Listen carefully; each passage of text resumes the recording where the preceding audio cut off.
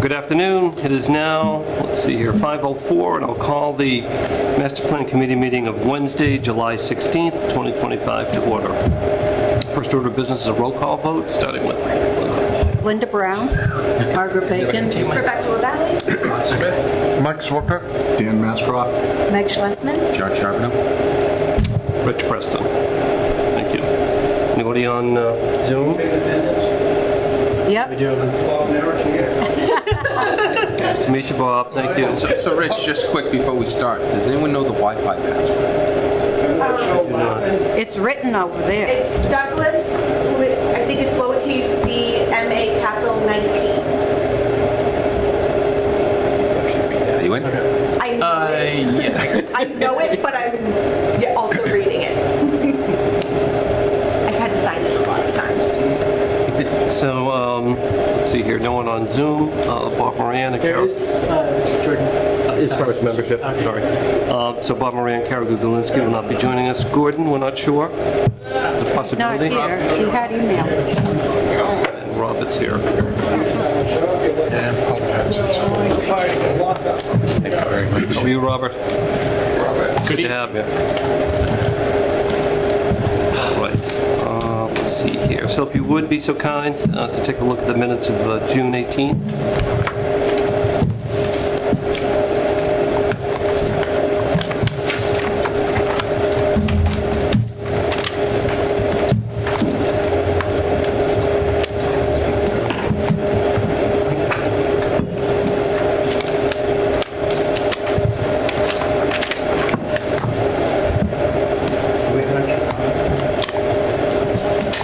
You need a copy? Your folder, it's there somewhere. Yeah, right here, Bob. There's another folder. I'm sorry.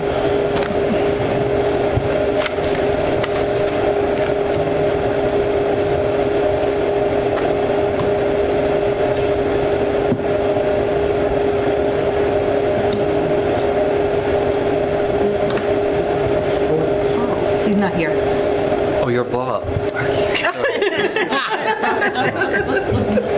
Thank you very, very much. I'll return to it.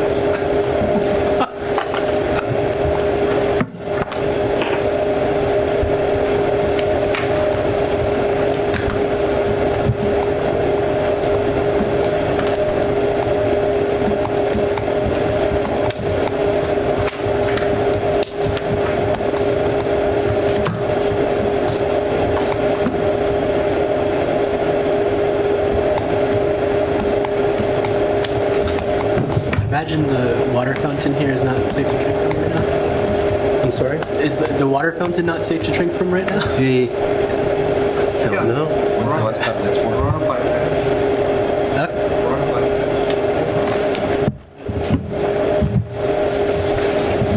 How good does it take you to type up these minutes? An hour and a half. Yeah, I believe it. I'm surprised it only takes that long. And plus I have to listen to the video. Yeah, it's not a... And then the double check for school and everything. Oh, yeah. I have dyslexia.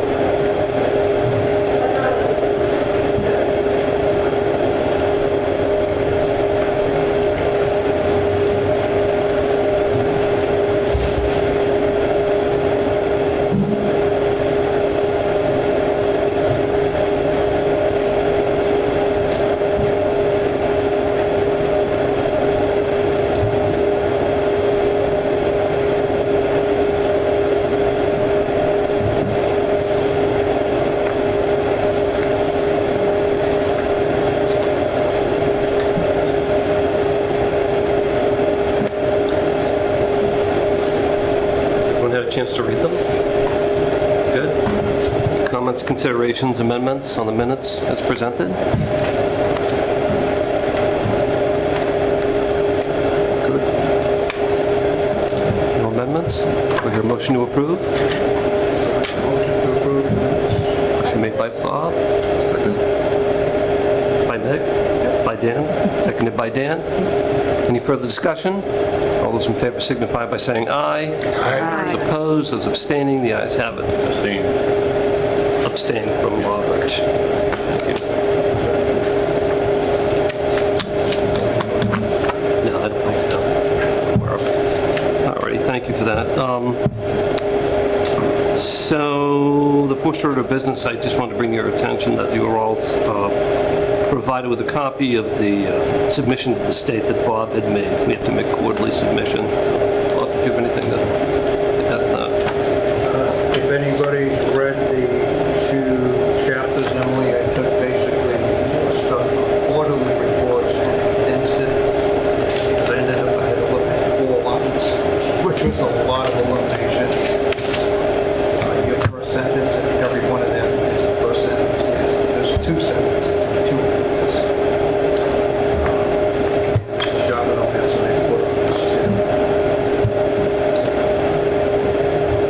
We were a little under budget on that quarter, because we had forecast 17,000, we're at 15,000, so that's why you notice estimated unspent grant funds in the green area, 26 funds.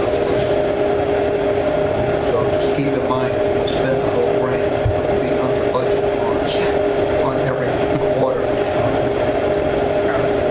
Promise. We'll spend money. We have to. We have another pizza party. All right. Yeah, we can work that out. And the next one's at the highest at 25,000. I don't know if you're hitting that goal. We'll have more people from our staff working That's on what I'm it. thinking. Really, it's just me and Sam and a couple, maybe others here and there, but as a number of staff are working on the chapters. So Next 2 months. that'll eat away the budget. Yeah. Next one's due October 15th. October 15th. It's going to come flying. The year before you know it. I think it's Labor Day. Summer's gone. Snow's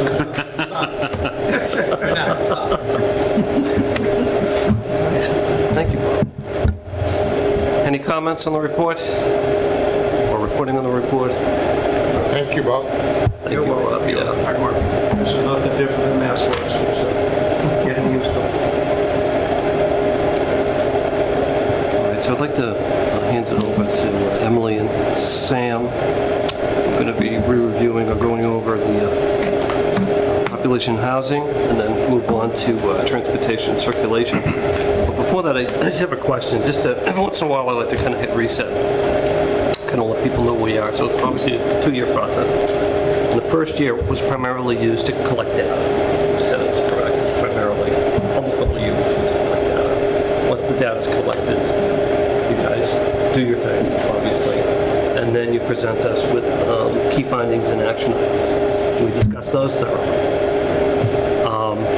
So my question is, once we're done with that, you'll draft that particular element. My question is, will we have an opportunity to review that draft and go about our business, if you know what I mean? Change it, amend it, So that'll be October, I guess, is probably the first chapter that we'll have completely ready for you. We'll get it to you ahead of time. Does 2 weeks sound okay for you all to take a look at it, email it out, and then we'll have a meeting reserved to discuss the chapter, go over any, whether it's grammatical stuff, whether it's more contextual things, just making sure that the chapter looks good. Okay.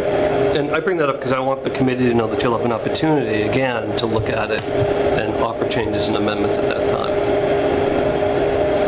With that, to you. Well, first thing quick, I know we had talked about just the student survey results, so I want to hand out.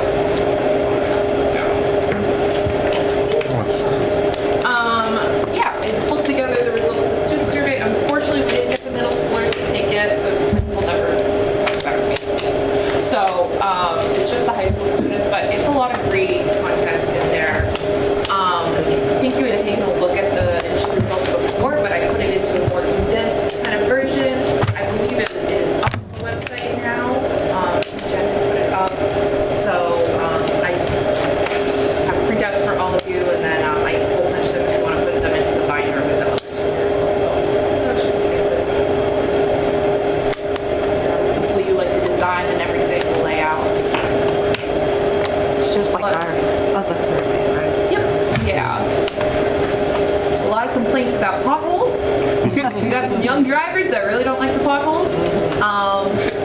requests for fast food establishments.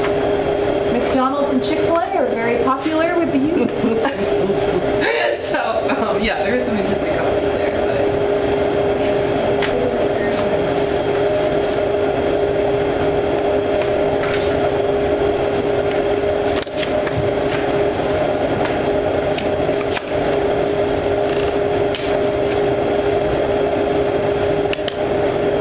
Yeah, some of the questions, they were just open response, so I took the open response and I put them into, like, I created a chart based on the answers. A little easier to read.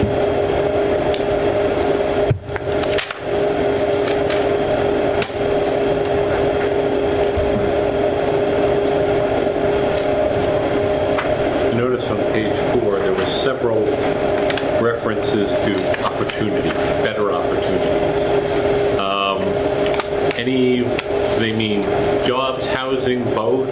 I think they were focused on. Oh, that was the question about, are you going to stay? Yeah, if you don't plan to live in Douglas after you complete your education, why? And I noticed there's probably like 6 of them where they say better opportunities or no opportunity. But I didn't know if they meant housing, job, or both. Probably both.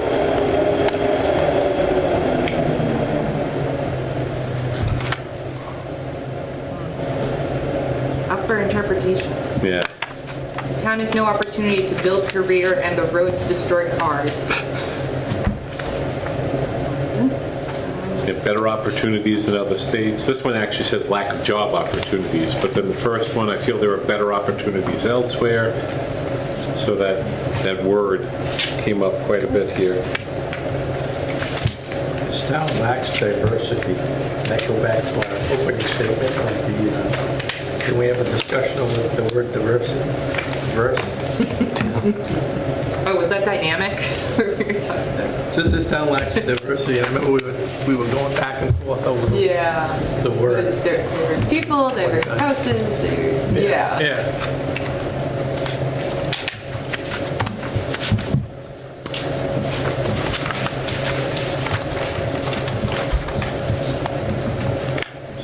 And we'll post these. We haven't posted much on our Facebook page. I think we should update our followers with some of the results. So we'll put that on there as well. Thank you.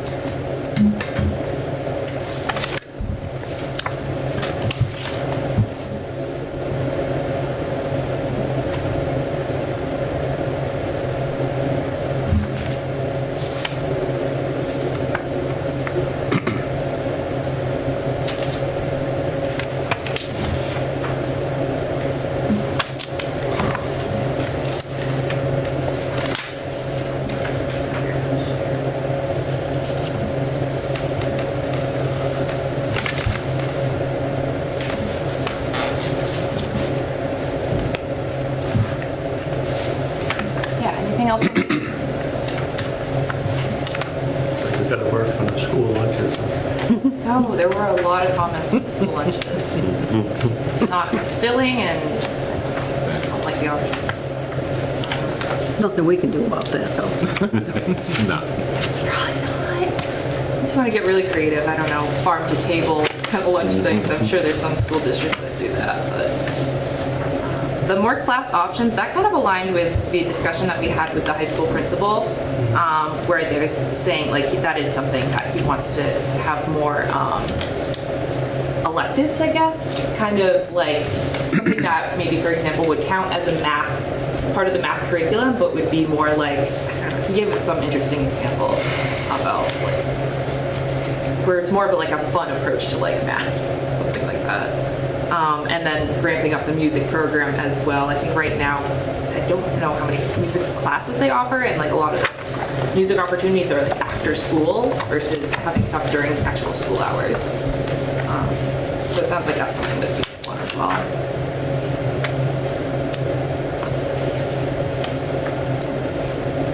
There were school cafeteria infrastructure grants through the DE, like the Department of Education.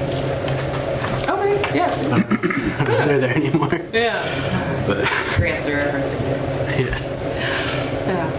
Yeah. kind of disappointing that in looking at this, young kids, when it comes to Douglas State Park and the hiking trails, about 40% of them have never accessed that, according to the response. And it's like, that's some of the best attributes that Douglas has is the state park and the hiking trails. That's one of our best attributes, and 40% of the kids have never accessed it. That was just seems a little disappointing almost. Kind of why? Is And that these are just high school. Yeah, is this because of the tech age? Kids just aren't interested in outdoors anymore? I don't know. Coverage out there, so they keep No, they're covered. I've walked most of the trails. I'll actually go ahead and use that in the open space chapter. Because, that's something that maybe we need to figure out a way to interest and attract the kids to those things. Because, again, I think those are two wonderful attributes for the town. But use the trail system to go out there and relax. It's recreation. These kids are go, go, go. They don't want to go out to relax. When you were a kid, did you relax? Full of piss and vinegar. Fast, 90 miles an hour. My brother, who just came up from Florida, we were visiting, and I was telling him how I was walking the trails. I used to do it when I was a kid. School, work. And he used to fish on every small pond in Douglas. They used to be able to drive a car on Street Trail back in those days, and they used to go on the trails and up the railroad tracks. But it's also a different world. Like, Yeah. we would go out and not come in till True. the lights came on. That's not the world anymore. But this is like, teenagers, so they come in after dark. But I mean, a lot of kids, they get open to that when they're kids. That's when you started going out into the woods and playing there, and that's when you start experiencing it. Yeah, maybe more programs to develop an affinity for the outdoors early on would be something that could be pursued. Well, the other aspect of this is in North Smithfield where I live, there were woods that we went and picked wild blueberries. Well, about 15 years ago, they built the subdivision, so those woods aren't there anymore. So it's not possible to go back there and play in the woods anymore because they're not there. But this is like a third of the town has that state forest that they could be using, and that's not going anywhere. Yeah. I think there's a bunch of good ideas in here, though, about the communal garden, lights for the basketball court. I guess I didn't even know there was a basketball court. Right out here. Yeah. Right ahead. Oh, that's the one? Oh, that one, okay. Got it. Pickleball court, too. I think they used to have lights here. I remember back maybe it was the 80s, Okay. 70s, it was called intramurals. And what's discouraging is we heard today that some teenagers came in the afternoon to try and use the basketball court, and some people playing pickleball told them they couldn't because they were using the court when there's supposed to be a prescribed pickleball time. So kids want to come use the basketball court, and older people said, no, you can't, and they had no right to do that. I've been seeing the basketball. I've had to come up here quite a few times during the day, and I'm seeing those courts full during the day. Yep. Kids have been using them a lot this summer. Okay. And there's lights over there? I don't No. know. I think there used to be, Okay. decades During ago. the summertime, it's cool if they go home at 8:30 anyways, right? But also one of the problems like with the state forest is a lot of the entryways is on Route 16. And that's not exactly the safe place for kids to be getting to the state forest to even be doing the walking. Southwest. And 90% of the state forest is no real place to park. So even if the kids wanted to enjoy it, it's not exactly easy for them to enjoy it. It's Sunday, going down by the causeway, that parking area. It was a zoo. I went there. It's absolutely asinine that we have these areas and people are parking all over the roads. You can't get through there with a vehicle. I don't know why they don't open up the gate and let you park further up. I have no idea. It's just, why have it if you can't use it? Is what, really. Why have it? Why advertise it? I guess there were other, like, I went to Wallace, and I walked there for 3 hours. And then I went to Ridge Trail, which you can go back way and connect back to Wallace. And there's parking at Ridge Trail, there's parking at Wallace. When I got there, I was the only car, and when I came back from my 3-hour hike, it was 7 cars there. So there is parking, but not for a ton of cars. So, The most popular one is right there by the causeway. say that again? By the causeway. What about it? That's one of the bigger, most popular ones, where they all go. Oh, yeah. And the It's a Causeway's nice spot. And there's no parking there. Causeway's dangerous enough without people parking there. Never mind. So, I don't know. I could see if it was Picnic like, area near the beaver dam. yeah, that's really nice. Yeah.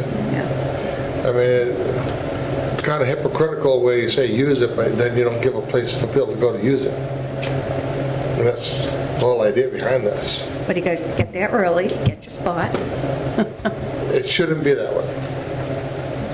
Everybody wants to promote it, but you need to promote parking areas, safe areas for people to go to before you promote it. And signage to point them to it. Yes and no. I mean, if you're using it, most people know what they're getting. And I would need a sketch to send to DCR. But if you create huge parking lots, Well, what could the Then you're- selectmen do as far as approach DCR? I'm sure we could suggest it. If we show up at a meeting. Say we have an issue with parking. Parking at the causeway. And other places, you know? Safety.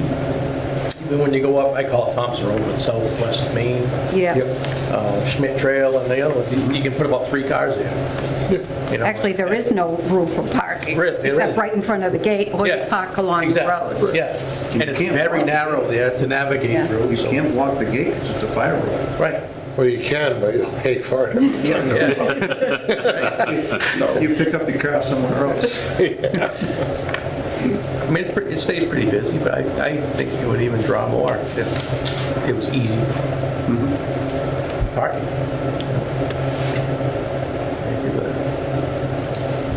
I mean, I know like further up where they have all the horse trailers go, that's a nice big open parking lot.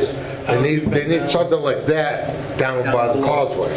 If you go further into Connecticut, over into Thompson, with a little S turn, where the trunk line crosses, they just redid it down there. Oh, and that's then- Oh, yeah, did you see that opening they did down there? Yeah. Going to the Speedway? And I'm sure, Yeah, you know, they could use more space. you Yeah. know, But they did a nice job doing that. real nice job down there, yeah. It's interesting because in this committee, any of these issues could be an expansive conversation, and it's a good conversation. That's where the ideas come from. In this case, do you think any of this will be in open space and recreation? Yeah, all of it. At least we can hit that. Yeah. And anything else you might have picked up here. So if it's okay, Yeah. we can move on a bit. Okay. Those survey results, I think, I'll pass it to Sam. I mean, like, I got it prepared. yeah, I'm just like, now we get into like the 15 minutes that we Yeah. wanted for the housing chapter. Yeah, for- So, yeah. Just kind of review. I know there was a lot talked about at the last meeting for housing and population. I don't know if you've been kind of sitting and thinking on some of the themes that we talked about. Sam had a couple things he wanted to hit on. Yeah. And then, yeah, just probably like 15, 20 minutes to talk about that. Cover some things. So do you want to start us off? Well, yeah, I think like one of the points that I think should be emphasized going forward is that like it's having something like a housing production plan in place can sort of prepare you, not just in the sense that it provides like safe harbor from 40B, but it also will give you sort of like guidance on what you could do in the future for housing, as opposed to like a 40B project coming in, you have no control over like they can bypass the zoning. It's kind of like the main point I'm trying to make is that having like something in place ahead of time, like design guidelines or more expansive zoning, like sort of describing like what kinds of housing could go in that would be multifamily, maybe 55 plus, is a better option than just like pushing it off and like allowing 40B to sort of dictate how you reach the 10%. And so that's something that I think should be considered. Yeah. Planning for housing instead of just waiting for something to happen, whether you like it or the town will need it. Is that what you were talking about, 2016, on that committee you were on? Yeah, housing production plan. Oh, yeah, HPP, yeah. Yep. And John, did you find out anything about that? No. We had discussed that, Yeah, no, I haven't found anything on that. because that's good for 5 years. It's good for 5 years. Once you put it together, it's approved generally, and then once you start to produce housing, it's certified, and that's what protects you from any 40B projects. And there are other elements in there that we could utilize too, percentage of land that's being used, etc. We have up to 2 years to put this thing together. Needed to be put together yesterday. It's a 5-year plan. The last one we had was 2009 to 2014 expired, so we have nothing. Nothing right now. That's right. So I have a question. What was accomplished from that previous housing production plan? I don't know. Is that a rhetorical question, John? No, that's an actual question. No, that's an actual question. I don't know. Was it televised? Did you guys have meetings that were recorded? For that particular plan, I didn't have Yeah. anything to do with that one. Oh. Cameras. Yeah. 2016? I think Bill Cundiff might have had a lot to do with it. Oh, okay. I wouldn't be surprised if he almost single-handedly put it together. And how are HVPs typically funded? There's a few different funding mechanisms. So we have the Executive Office of Energy and Environmental Affairs has planning assistance grants. Our office has always been successful getting those grants when it comes to housing production plans. Community Compact, if you identify housing as a best practice, you can get funding through that. Though unfortunately today we heard that that is not happening this year with the state's budget. One Stop for Growth, the state's kind of one portal for funding applications for state funding. Has a program where you can apply through that. So there's a lot of funding mechanisms. The state really likes to see towns do these plans, so it's pretty likely to get funding for that. So our office is happy to help the town if that's something you want to move forward with. What size grant do you find? I'd say 15 to 20,000. That's it? Yeah. Sometimes, depending on the grant, you'll need a local match as well. So it's not bad. You get to work with me again. Can the match be in kind for that? Yeah, it can be in-kind staff hours with combined with town funding. Have you been involved with actually writing an HPP plan with the town? Yeah, Emily does those, yeah. I have. Yeah, I've done maybe 10 so far. So I'm very familiar with the process that the state expects and how everything goes. So. To get the safe harbor, you need to have the HPP plan in place. And then I think for Douglas, it would need to be 17 units permitted a year. 0.5% of your year-round housing stock. So I think I checked. I should double check now, but I think it came out to 17 units. But again, that's potentially the other alternative is 40B going in, and then you could have 50 plus units in developments, or like a 5x1 being set up in town in random places. That happened in Boylston recently, apparently. Yeah, there's a lot of examples out there. Yeah. What happens when you don't kind of actively prepare for housing. Do you recall the other safe harbor elements that were in there? As I said, one was percentage of land. If you use up to a certain percentage of land, you'll have safe harbor, but there were other criteria too. Yeah, so 10%, the LAM, general land area. I think that's forget what it is. I don't think it's often used. Population maybe? Or? Yeah, something like that. Okay. Population compared to the size of the town, something like that. Kind of on that idea, you're saying by land, where a lot of our town is state forest. Are we being Penalized? thrown behind because because of acreage, and that can't be used? Right, what number are they using? So exactly, Yeah. are they subtracting that from our total What's that, area? 26% of the town? Right. Yeah. Because if it's not buildable, Why should it be included? Right. That's a good question. So Rich, you were talking about Douglas Housing Production Plan. Well, it's online. MAPC has it, It would be outdated at this point. and I think it's 2,000 is the year. Yeah, I went to the state site and they said, the state site, and they said we had one for 5 years and it expired in 2014. Okay.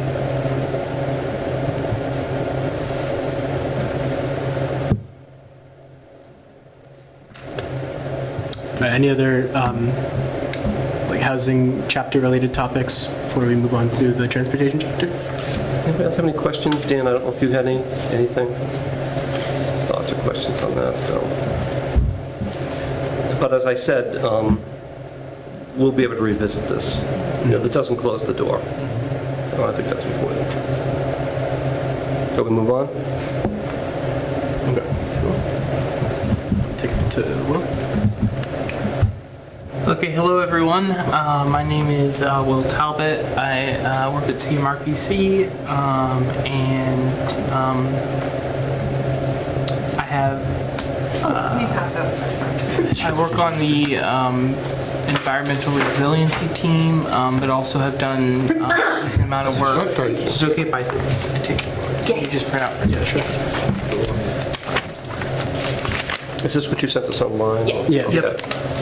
I work on the environmental resiliency team, but I've also done, even though I'm in the same department as Emily and Sam, I have done a decent amount of work in transportation, have decent interest in transportation. We're also joined by Jordan, who is from our transportation department, if you want to say hi. Hey.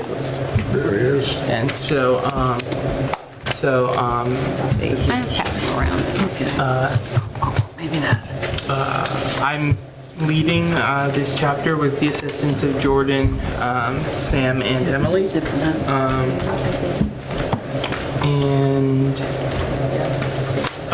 So I went through and, with their assistance, drafted these key findings and action items based on feedback from the survey. I had a conversation with Highway Superintendent Furno that was very informative, and also some notes at previous meetings that Sam and Emily had with other people in town. So yeah, starting the key findings, I just talked about where, Douglas is, what are the routes that it connects to. This was kind of a pretty much just took this from the previous master plan the town has completed on the transportation chapter, but this hasn't really changed. And then this is the graphic on the first page is the priority of transportation issues. Condition of roads, condition of bridges, and road safety. Kind of were the ones that really stood out as high priority. And also network of sidewalks, access to transportation for aging populations, also decently high priority, and air quality. And one thing is, I think looking at this, the air quality, I probably can add some kind of what are the air quality benefits of these strategies. I haven't really done that yet, but I think they are touched on in these strategies currently. So if you want to move on to key finding number 1. So improving the condition of roadway infrastructure. I will say on this first paragraph,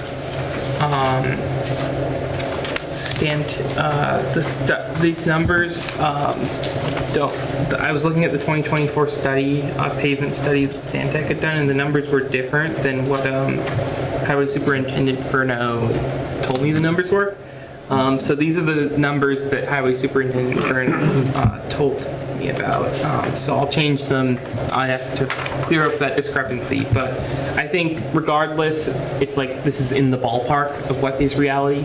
Regardless, so the town is very behind on roadway maintenance, and receives funding that is less than the amount that Stantec, the consulting firm who did the pavement study, so the town would need to even maintain current conditions or make measurable improvements. When you talk about the 362,000 that's coming from the state, is that the Chapter 90 money? I Okay. believe so, yes. And then the town match is 100%. Okay. So yeah, so are you saying there shouldn't be that $2,000 discrepancy? Or is that within the market? I think you're just wondering how it was getting funded through the state. So I think the number's fine. Okay. Yeah, so if the town wanted to fund 400,000, then they'd get 800,000 for Chapter 90, or doesn't work that way, does it? No. Chapter 90 is Chapter 90. So that's it. So the town just has to, okay. I think, Ross, we double it, basically double it. Yeah. We could triple it if we wanted to, at town meeting, Yeah. if we had Good. money.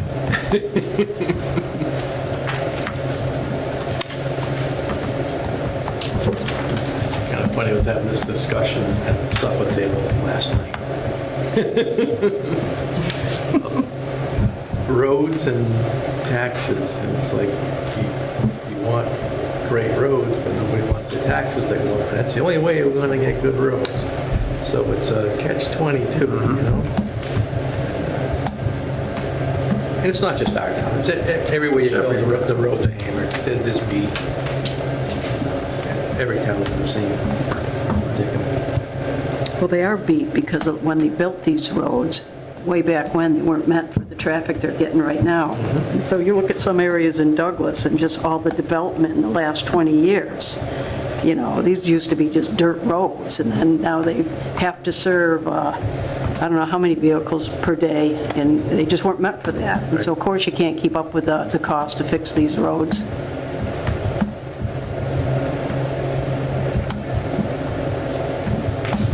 Do you want to? Yep. I can take the notes.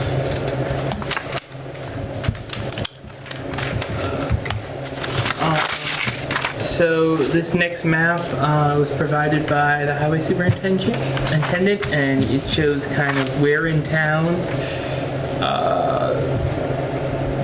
the 2024 pavement condition study. So pretty much the green is it's in good Shape. Yeah, good shape. And then I think the red and the yellow are kind of the priority areas. And then I just listed kind of a lot of survey responses that are kind of,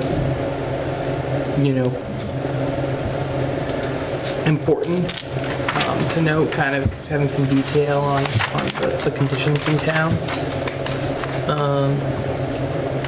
Well, I thought some of those comments, are cheap fixes, like just vegetation management, at intersections and things like that. I mean,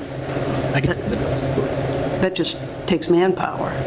Whereas I look at all these roads in yellow and red, I mean, we're talking, by the time there's any money for that, we're talking 50 years down the road to fix all these roads. There's just no way, And they're only going to get worse as we continue to develop on these back roads, and these old roads now become collectors, and they're just...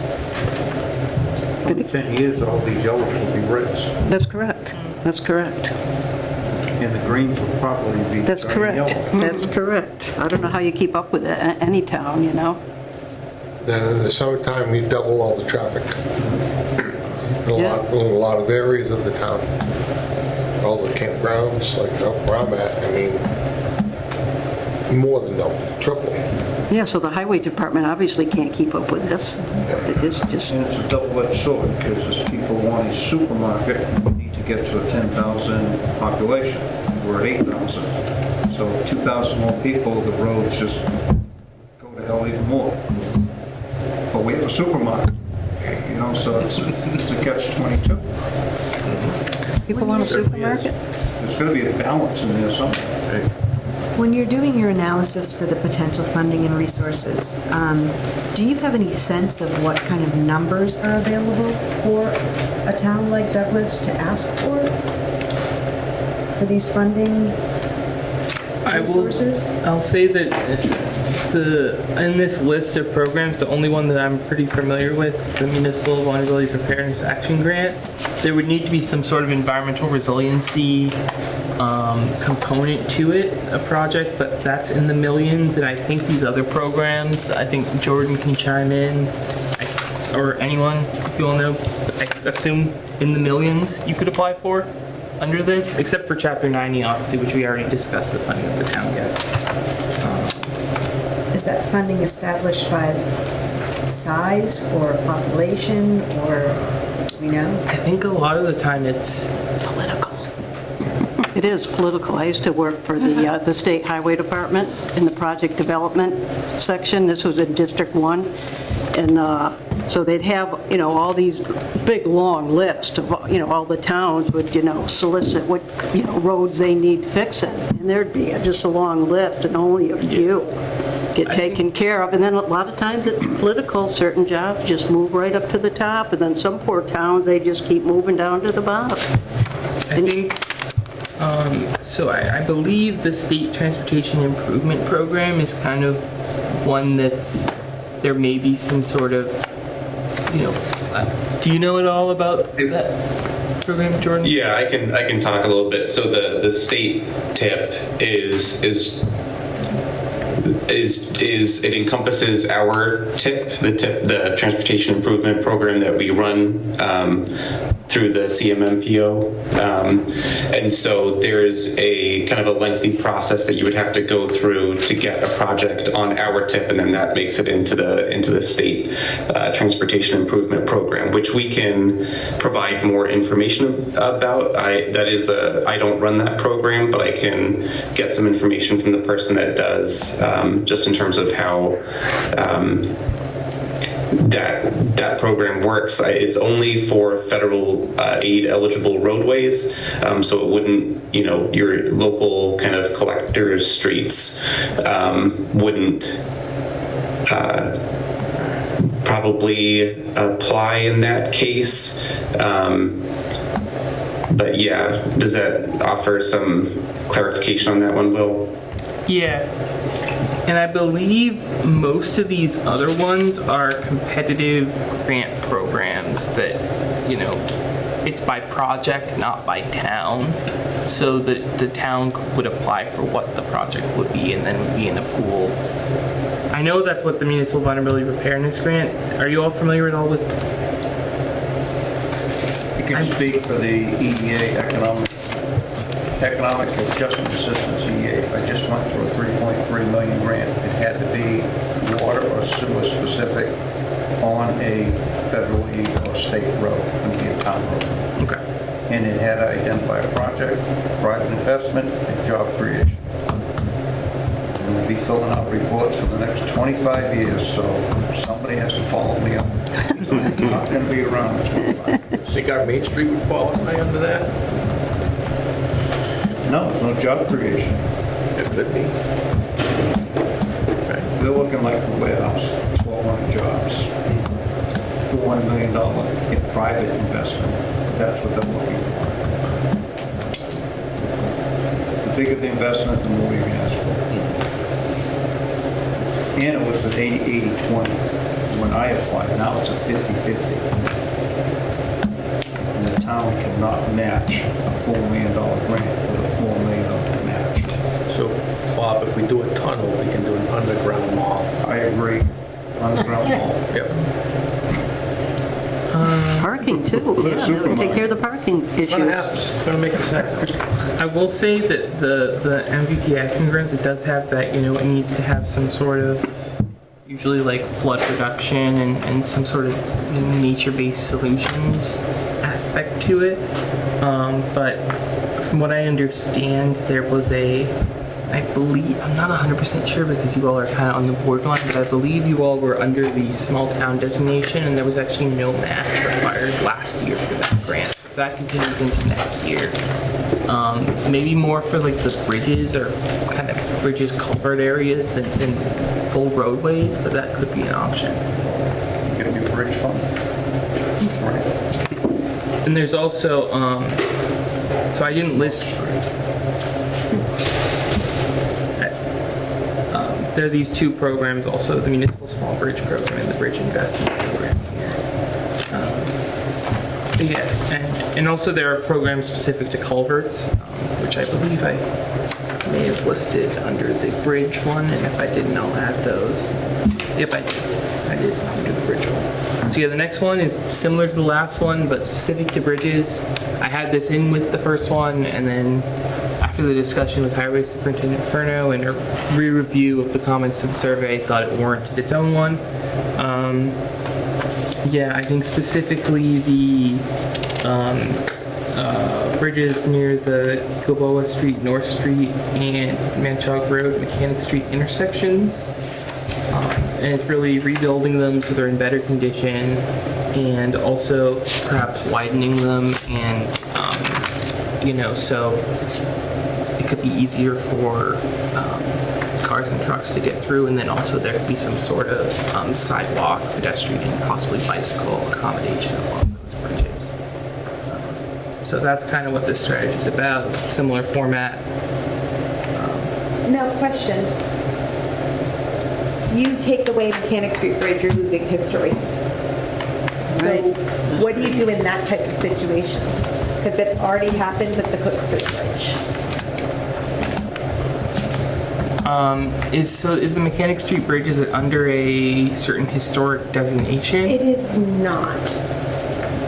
It's a stone arch bridge. It's a stone arch bridge. The Historical Commission is working on doing a downtown historical district, but I will tell you, when the Cook Street Bridge was done, it lost the historical integrity. There was some upset. There was, I don't want to say backlash, but there was some upset on that. So, and the Mechanic Street would be much more historic integrity lost. That's also a stone arch bridge. But it's structurally deficient because it has a 12-ton limit on it right now. So I guess my question is, how do you balance the two? Do you end up losing? Exactly. So. But normally on cost of repair, it would be 4 times more than replacement. You try to fix or update something like that, the cost would be so astronomical you could never afford it, ever. To replace that stone arch? Yeah. Oh, absolutely. You can never do it. The whole thing have to come out. Right, So I guess the one thing you may want to consider is realign, put a new structure next to that stone arch. That'd probably be cheaper. Well, I'm just saying. One lane. well, yeah. I'm just saying, like, a historic, part of this is keeping the historical integrity of town. That bridge is part of it. Can you do a span over? No. No? Cost, structural stability. So just to Well, you know what we used to reiterate- do on bridge jobs, a lot of times to keep ourselves out of the water, is you would span it and you put abutments. You'd build concrete abutments further back. On another area, not going over that same Well, you bridge. could still go, you could That's what I still, mean. you So could put, you we just could did put, with CRG's bridge. Oh, really? Abutments are 15 feet from the banks. yeah, that's correct. So then the new bridge goes on those abutments and you're actually going over the top of the other structure.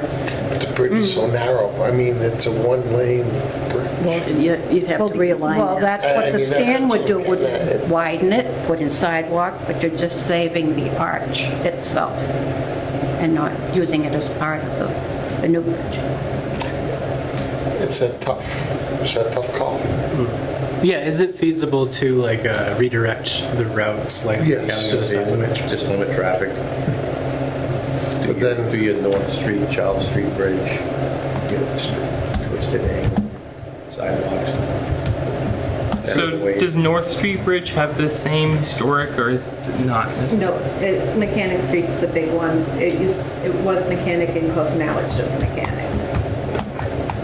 So nothing on North Street? No. Well, there was an axe factory there, too. Yeah, but I don't think the bridge on North Street, the North Street Bridge is I mean, that's had a ton of work. It doesn't, I think if you go to Macris and Marsh and all of that, there's nothing really stated. You go to that and Mechanic Street is listed as its own object.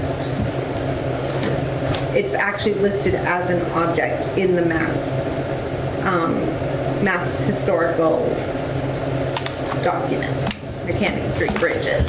So we're talking about an old historic bridge that, and the idea is to span it with another new bridge so it wouldn't be seen or interrupted at all in order to preserve the historic thing underneath that you can no longer see at an extra cost. I just want to make sure. Unless you have like a river walk or something. That's right, so you look at it from down below.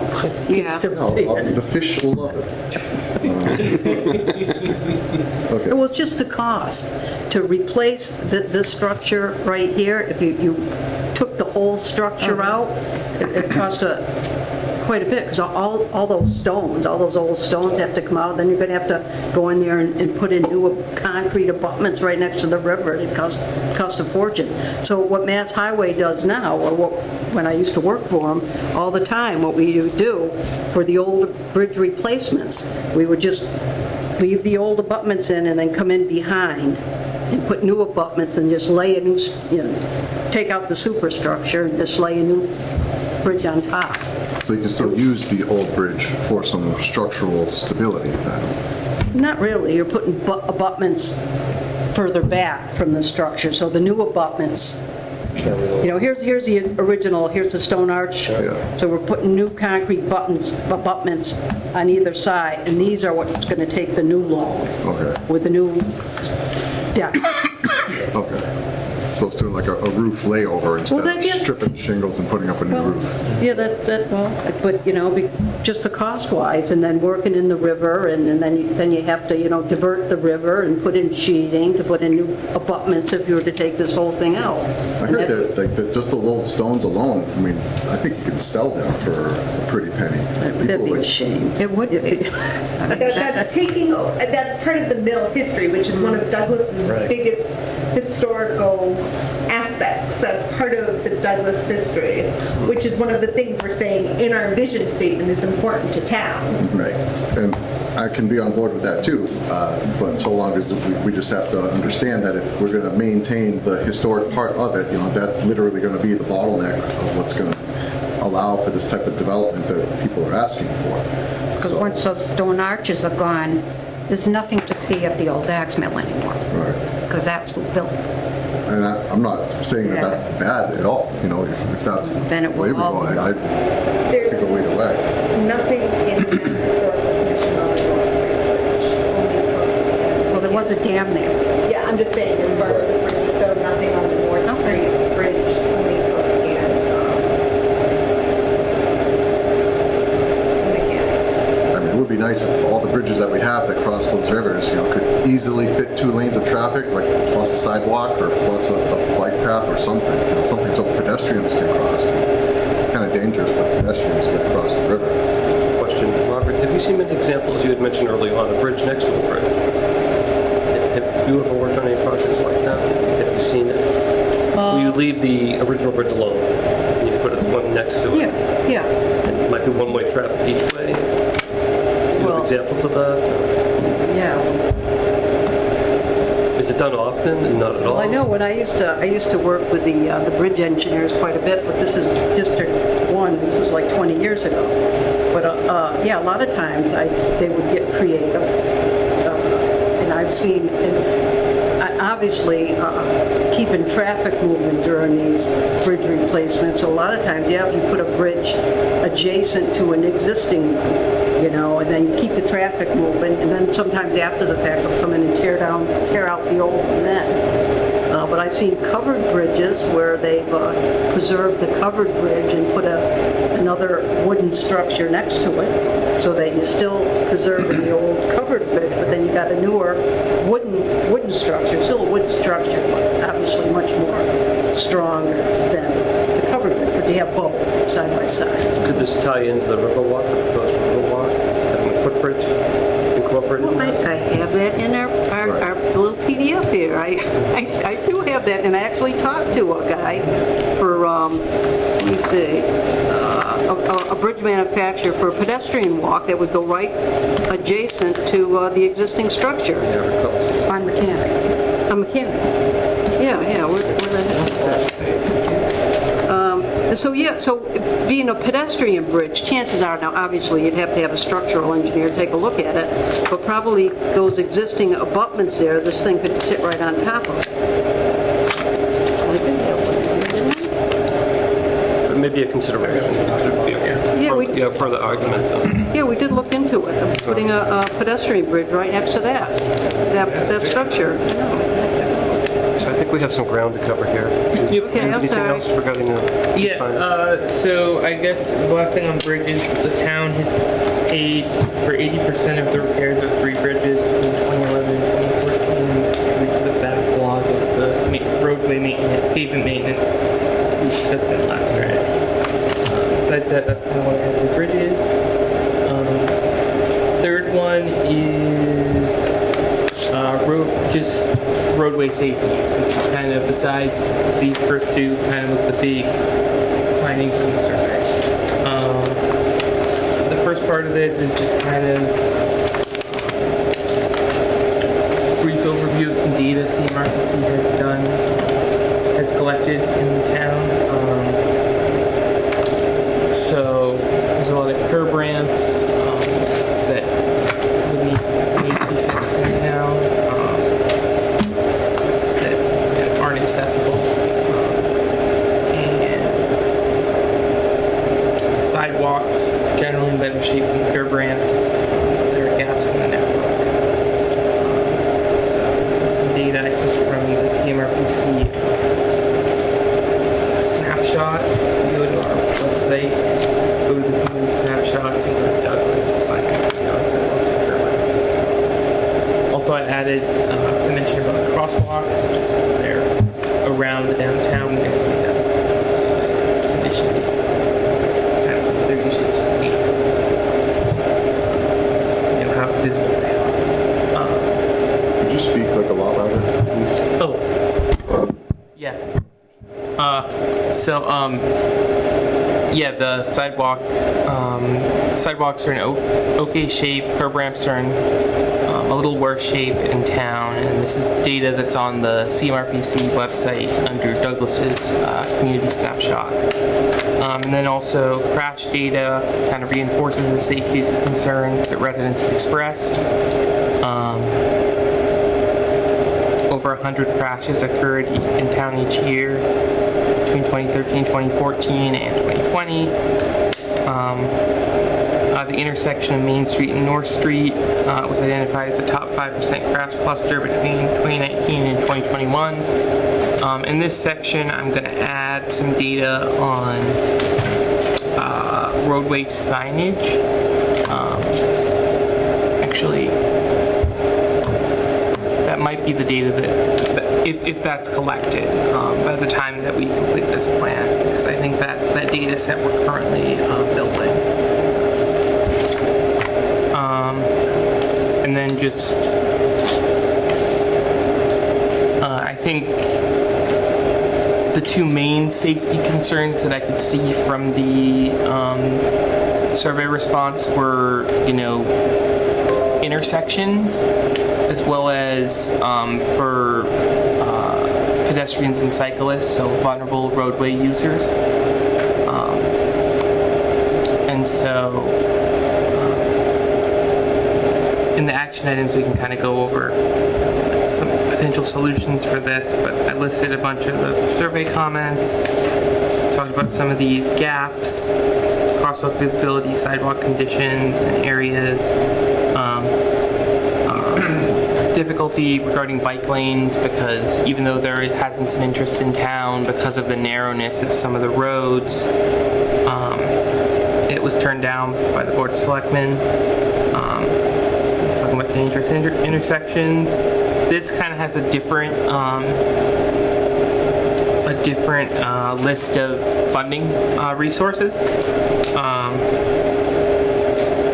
I think specifically the Safe Streets and Roads for All and the Complete Streets. Actually, I did have a question. Do you all know where the town is at with Complete Streets? Looking on the website, it seems like you all signed up for the program, but haven't taken the step of developing a policy. I don't know. Or anything else. But yeah, that Complete Streets, what is that? it's a state program. There is similar programs in other states, but the one that I'm talking about is a state program that looks at ways that the town can improve roadway conditions for all users, really with a focus on safety instead of vehicular speed. I understand Complete Street. Bike lane, dedicated bike lane. Can I take that? So basically, the way it used to be before Complete Streets, when a traffic engineer would redesign an intersection or roadway, he'd start from the center line first and work his way out. With Complete Streets, you start from the outside and work your way in, so you make sure that there are pedestrian and bicycle accommodations first and foremost. And so that's basically the basic element of it, is making sure you have proper pedestrian and bicycle accommodations when you redo a roadway. And whereas the traditional travel lane was usually 12 feet, in some cases that they allow you to narrow your travel lanes to 11 feet in some cases to make it a little bit narrower to accommodate some things. But you need a wider lane to begin with. Therein lies the problem. We don't have it. And yeah, we ran into this issue in Wareham when Walmart was relocating from near Waterwiz over to the other side of town to build a new super Walmart. The traffic engineer had a heck of a time redesigning that intersection because the right-of-way was so paper thin that they had to work with, that it really took them a lot to manage to redesign that intersection to meet Complete Streets because of those accommodations that they had to accommodate. Well, conceptually downtown, I mean, in the future, I mean, will it be possible to widen the road at all? Like, or are those all historic buildings too? Like, we're going to be stuck with what we have forever? That's a challenge. Like, for instance, if anyone's familiar with Rentham, there's a roadway that goes from the town common and it comes out near the Lowe's on Route 1. It's Taunton Street. Yeah. The town was looking into getting TIP funding to repave that entire span, but dropped. Then they were part of MAPC. And they were told if they wanted to repave that entire length, they had to comply with Complete Streets. Well, the problem is a lot of that stretch goes through state forest. You're not going to be able to widen the road and put in sidewalks in state forest, so that hope was abandoned because they had to meet the Complete Streets. That's like a law, it's a requirement you have to... Well, it's gotten better over the years. When they first implemented it, it was very one-size-fits-all. From what I understand over the years, they've become a little bit more flexible. Yep, I would agree with that. I mean, I'd love to have like the middle lane can be like the turning lane. So if you need to like cross traffic, so not blocking the lanes behind you, that'll increase the flow through downtown. So have that third lane, but then have a bike lane and nicer sidewalks too. But of course, we need If you put a third lane in front of the post office, if you want, can't get through there. you got to bump all the buildings to like 20 feet. If you want to see an example of what early Complete Streets was, look at the Plain Ridge Casino on Route 1 and 495, where if you travel northbound on Route 1 past the casino, there's a painted bike lane across the entrance to the ramp to Route 495. Yeah. No, I think that was really an example. I was at a Complete Streets training last week. I'm working with the town of Hardwick on their Complete Streets, and that kind of, I think Complete Streets is going away from that approach of trying to put a bike lane where cars go 45, 50 miles per hour. That just doesn't make sense. It's been on the news. A lot of communities have regretted getting in on this too, on this bike lane stuff. There's been a lot of pushback now that it's been put in because of what it's doing to roadways and everything else, and the whole 9 yards. They're like, we should have never ever done it. And that's fact. That's been on the news and is being reported. So I have a question for the staff. So at Mill Street in Worcester, where they kind of use that new roadway design where you have your travel lane, you have on-street parking kind of floating out in the middle, and then you have a pedestrian on the outside of that. Was that part of Complete Streets? Was that kind of like a test design or that was a test design as part of the I think it was more under this first grant program, the Safe Streets and Roads for All. Okay. And So a little bit Vision different. Zero project. So yeah, a different program. I don't know if it was funded directly through that, but I think it was more based off the Vision Zero concept instead of the Complete Streets concept, which are very kind of intersecting. I think that concept is more related to safety. Also, something like that, would only work on a very wide road. Well, I was actually commuting to Rutland while they were putting that in place, so I would go that way to get to and from Rutland sometimes, and it is a little bit intimidating because what you would have sometimes is you have a painted area where cars need to park, and what if they don't park perfectly? Sometimes they park out on the roadway a little bit. I know people that drive the road, they say it's a horror show. The sheriff left the road alone. Everybody knew what I think when you get into towns like Douglas and even Bellingham, complete street concepts work in certain locations, like town centers and everything, but to your point, it's like they can't be, I think they've gone away from the one size fits all because sometimes you're putting elements of the people of the population or pedestrians, cyclists, inadvertently you're putting them in harm's way in some cases rather than putting them into a safe situation. Yeah, complete streets can be applied wherever in town. The idea is you adopt a policy and then you create a prioritization plan where you look where are the areas in town that have really safety issues or have access for pedestrian and bike issues, and then you can kind of decide, prioritize based on that, and then you can be eligible for up to $500,000 of funding every 5-year period for roadway reconstructions to implement safety.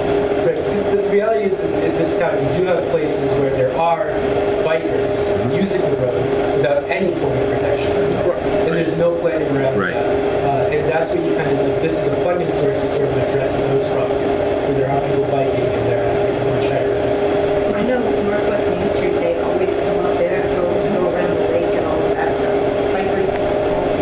Bikers all the time. Do the thing. You got to remember, 99% of the roads in town of Douglas don't even have a stripe in the middle of it. Right. And you're talking about this stuff. Northwest, we just got one. So it's like, it's so mute that it's so crazy. Used in certain areas, complete streets, I think, could be very effective. Can be a very good thing, but just not everywhere because things are more spread out here. So, yeah, if in certain areas, I think it could be a very good thing.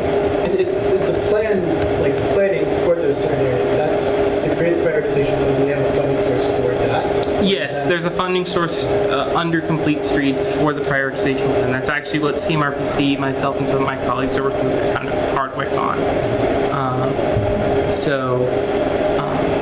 It's kind of like a lot of things that come along that the state proposes. At the beginning, it tends to be, it kind of evolves over time as they see the results in these certain areas and they take the pros and cons. So there has been some adaptation that's going on over the years. With a lot of these programs, are they match funding? Are they 100% grant funded? What is the expectation of what the input would have to be from a financial perspective for the town itself for a lot of these grant programs? I believe Complete Streets has a match of, I'm not sure how, I forget the amount, but it has some sort of match. I think most of these have a match of some degree. I'm sorry, go ahead. So if the buildings can never move, even for a 20-year plan, so I guess what we'd have to do is get the minimum space from front door to front door across the street, find out what that minimum space is, and then design a plan off that. You can't because you have state regs on the sidewalk width. It's the right of way. The minimum sidewalk 5 feet? I mean, that's fine. I mean, I wouldn't, but let's go to 6 feet and just say you can ride your bikes on the sidewalk now. You know, they're riding down the middle of the street. Bicyclist has the right to go down the road. They have the right, okay. Very dangerous.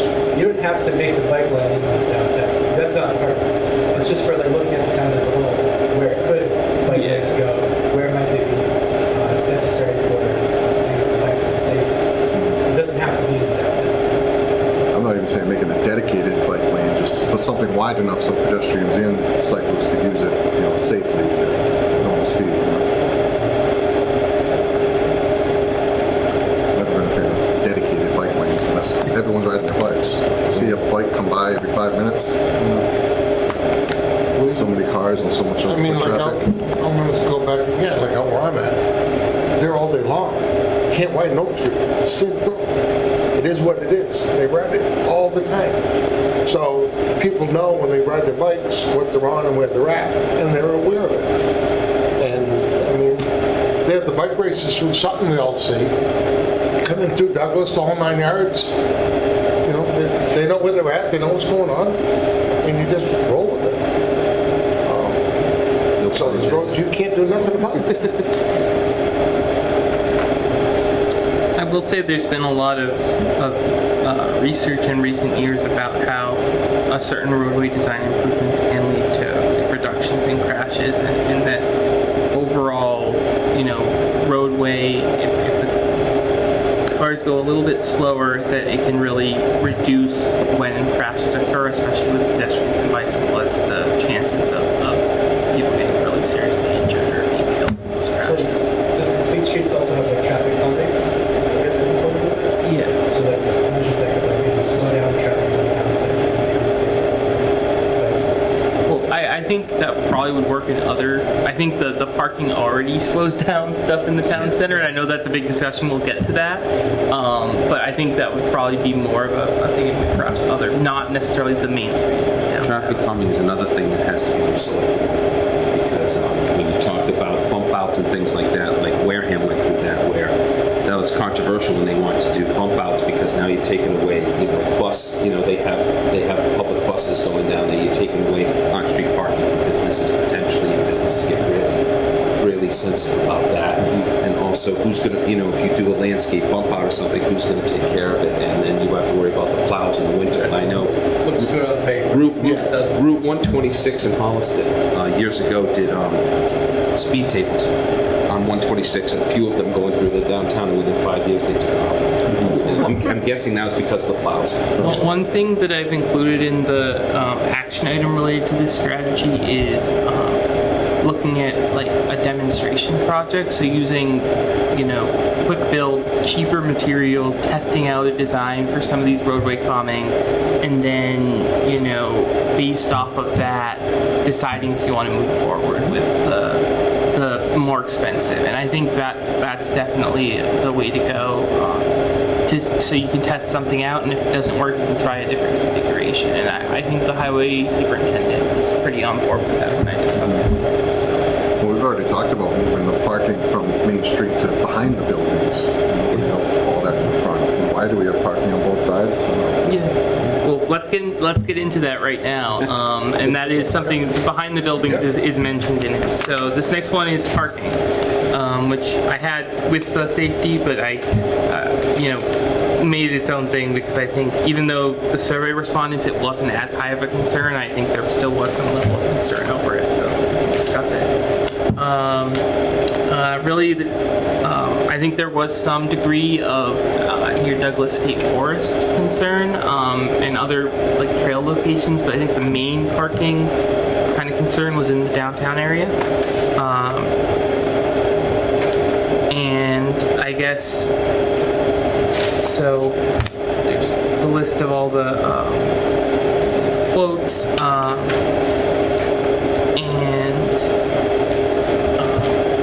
People in town would like to have, short walking trips to destinations, but also are concerned about the congestion caused by the on-street parking downtown. So if you look at the center of Douglas, and I looked at the map before I came here today, where else could you put additional parking near downtown other than behind the post office? Is there any other spots that could accommodate any additional parking? Or that's it? Mark, I had spoken to Bob about, is it possible to use that common area in front of the church for parking? Kind of that grassy area there? That's it. That's the church property. Yeah. Common, what they do fair. Yeah, Yeah. So is there a possibility that if you take away an idea. on-street parking in the downtown, that cars may actually go faster? Because now you have a wider pavement width? So that may be kind of a unintended Yeah, I think it would, and that's the whole thing, that if you increase, number of lanes, you're going to increase speed, but you're also going to reduce, the safety because the cars are going to go faster. So I guess. I still say it's solvable. Flyover. Grill on Main, working at some kind of parking, see if we could get some kind of parking situation with who owns the Grill on Main. Definitely, they've got that lot in the back and all of that, see if we can grab some parking there. They're packed on busy nights, getting in and out of there. But so that's night. During the day, there's very little there that we can do daytime parking. Outside of Grill on Main, what's going on in town at night? You've got a few people at Greg's, a few people at Joe's, a few people at Harry's. But other than that, the center of town is dead for me to walk So at night. is that an existing parking lot that could be used? It's an existing, but it's for the business. Yeah, So if you could find a way to get, I'm kind of thinking like how we've thought about that. It's a how good Tuna idea, Bay yeah. did it in Whitensville. They had created the Whitensville, after Whitensville did that whole thing where they put the bumpers and all of that on their street. What, And one side parking on Whitensville, one side parking with the bump outs. There's kind of a swath property, and it's owned by multiple residents in town. If you were to come up Cook Street, say, look behind Quinnell, and behind Harry's, up to that parking lot, right up to Webster Credit Union parking lot behind the library, you could get a lane or a lane and a half off-street parking through there. you'd have to deal with residents. You'd have to deal with residents, you'd have to make agreements, but there is a way, they said, but I'm kind of thinking if you could come up with, like, I don't know who owns the building now, I think Louis owns it. Tennis court back there. That was owned by the Colonero. I thought there was land behind Gregory's and behind the gas station there that we were talking about being utilized for some parking. So I think that's part of the Gregory problem. Hold on, give me a minute, I'll see what I can find out. I think there was a little patch of wetlands or something that was off limits, but Wetlands don't come in over by the coast. So you can also increase pedestrian safety by taking, I think, crosswalk locations and kind of bumping out the curbs there and kind of shortening the span that people have to cross the road, and so they come out a little bit further before they cross the road so they're visible to cars. So those cars that park on the road aren't blocking them. And also, I know Rutland, right near its town hall, put in like a flashing sign warning people that there's a crosswalk there. So you could, I think there are physical and visual things that can be done to increase pedestrian safety and would again help slow cars down too. So that is pretty much describes almost exactly one of the kind of ideas for the plan. So definitely under that kind of, if you all decide to go for a complete streets or a similar Vision Zero type of plan, or which is more safety focused, complete streets pretty much. Ideas like those are stuff that you can still try to find ways to implement in town. I mean, I agree with like John said, a sign or make people more aware. 'Cause it's pretty tough to decipher the crosswalks. I lived in this town all my life, and I still my head's on a swivel going through the center of town every time I go through the center of town because you just don't know where people are coming from. But I don't agree with bump outs. We're limited with the roadway we got, and bump outs are just not a real problem. I would say that at least how I would envision it, the bump out would take like the place of a current parking space. It wouldn't like add to the. They're a nightmare for maintenance, plowing. But if it would be already where the crosswalk is, so you might not necessarily lose a parking space. If you extend the edge of that. Yeah, but how do When I'm you, talking maintenance, when the plows come down the you center go of through town. center of Oxford right now, I would not drive a plow through the center of. No. It's tough, no, one by the water. Yeah. It's a In nightmare. front of the church. Guaranteed in 5 years they'll be. Unless you sat in a plow truck and done it, I wouldn't recommend anything. Until you've done that, then you can talk about it, because you can't do nothing. You can't get in there and plow it. You can't do anything. In the winter, there's 2 feet of snow, you can't see the curb. Right. I mean, you gotta start looking at reality and I understand. practicality Right. over thoughts and imaginations. It's one thing when it's 80, 90 degrees out, but that's only a few months out of the year. The rest of the year, we're not in this beautiful weather. Crosswalks. Well, but how many months do we get snow? Flashing lights, January, February. motion activated. Yeah, but what happens when we get 110 inches? We've had snow all week. gotten that? 2015.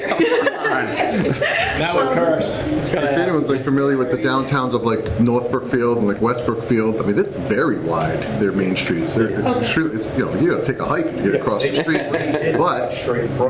But traffic is very slow. People crawl through the center of town because there's probably a cop somewhere, and so if we widen the roads and fix the pavement, all these kids will be driving through 75 miles an hour. We can fund it, self-fund it, all new paint, everything, Okay. So right behind Greg's is 6 Pleasant Street. They own the property right behind Greg's. Then the Easy Mart, whatever they are now, they own quite a bit of property that goes right up to also 6 Pleasant Street. So they go all the way up. Then you've got the school court properties, 3 and 7, and then you go into the town hall. So that's School court, I believe, comes through the parking lot of Easy Mart. kind of, sort of, yeah. It's that whole parking lot, part of that is school court. Yeah, that's a screwy location, but that's what the building situation is right behind Greg. So there's really not much. The building kind of goes almost right to the property line of 6 Pleasant Street. So there's the fix. You remove the old school, you make it a big parking lot, you have easy access in and out. You don't have to worry about the maintenance on the building no more. I think we should You come want up with easy better- parking, how much easier can it be? You have a road going in and a road going out already there, Has it been sold yet, Ross? and it's in the middle of It's downtown. not even on the markets. We had to wait for July 1st. Oh, fiscal. That's a big piece of property that could be used for lots of stuff. That could be. But you can see as the town grows, the need, We need to provide some parking. yes. But to take the building down would cost more To than... take it, would right? to do No, anything- no, we're not taking it down. No, I'm just saying to take it down would cost more than doing And anything else again, with it. that's a beautiful building. Oh, And you know what? Not to go off on a tangent. I went up by the schools the other day. Where the heck did the granite steps go that were in the front of that building? Those have They been- were huge. They've chunks been of gone granite. for 10 years, I think. Yeah. If I go back to the pictures, I think they've been gone for up to 10 years at least now. Yeah, I just, whoa, where'd they go? That was a lot. Were they just stacked when they took the porch off? I think that's what happened when the porch came down. Because it was all rotted and lead paint? When the porch came down, I think the steps... I mean, they were granite, big So pieces if of granite. there's land available behind these buildings, I mean, is there a process that we can go through to approach landowners and say, the town needs to, take it? The town needs Eminent money to domain, take it. like that? I mean, yeah, Can we, that's fine. If that's all it is there anything else? just for the sake of time, I think this conversation about the building kind of goes outside the transportation chapter, except for the possible parking connection, which we've already discussed. All right, so back to the roadway and stuff now. Is Route 16 going through the center of Douglas, is that state highway? Yes. No, It's a No. local jurisdiction. The only state highway I know of, the town of Douglas, is up going like when you go past Soldier Field, up that little stretch, going up the Mumford Road. So it is That's not it. state highway? It is not, Okay, no, good. it is not. Really? I think at the school it starts heading towards Uxbridge. That's I don't know 16. about It's a that. I road. know when they did 16 paving all the way to Webster, that was not state highway. They did it because of the fatality rate up there. And the only reason I ask is if it was state highway, don't you have to get the state's permission to do anything on it? Whether Yes, I don't know if it's deciphered, it's kind of a tricky, because I know we maintain it as a town. And like Mike's saying, down by the ball field. That's the only state road I know State of. takes care of that. To Moped. Section, yeah. That's for the Manchog Bridge, isn't it? I don't know how far it goes up there, but From that's McKinnon state. Street Bridge Yeah. out towards, go ahead and out. Yeah. Because there was a water leak And I'm not there 2 years ago. Bob Sullivan now has to repave it per state standards. Yeah, because that's all state owned. It's all state owned. Prior It's to kind of a the weird island area. where you turn down Gilboa. Yeah, I don't know the exact spot, but yeah, I know it's over there. It's an odd stretch of road that's state owned. So I just wanted to, key finding number 5 talks about, improving walking and biking conditions, which I think we've already discussed. I guess if any of you all have are there any locations where you think improved walking or cycling or rolling for people with mobility impairments would be needed in town? We could discuss that. If not, we can move on to key finding number 6. Whatever you all want to start discussing. That's a tough one to exclude trucks. Yeah. It takes a lot to get a truck exclusion. It's almost impossible. Especially on a major road. Yeah. It's a Route 16. Sam, you mentioned that yesterday, right? Yeah, so Route 16 it's under local jurisdiction, but I think it's still considered it's a numbered route. It's like a state Interstate highway.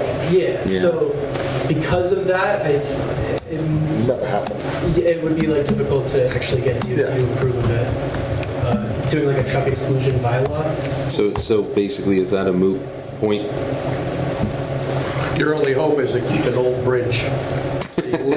Within size. Yeah. Do we even have trouble Oktoberfest, shutting down 16? Yep. Just Main Street, don't we get a lot of flack, where are the trucks gonna go? Trucks that, yeah.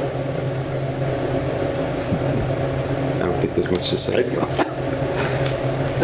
So we have a person on our staff that is focused on the truck exclusion bylaws in the past, and he might know of some, he's on vacation right now, when he gets back, we're going to talk to him about some possible options there, but it does look like it's, as of right now, a no-go. Yeah. So I guess should we not have this key finding if it's a no-go, or should we keep the key finding and just say it's going to be really hard and not have an action item?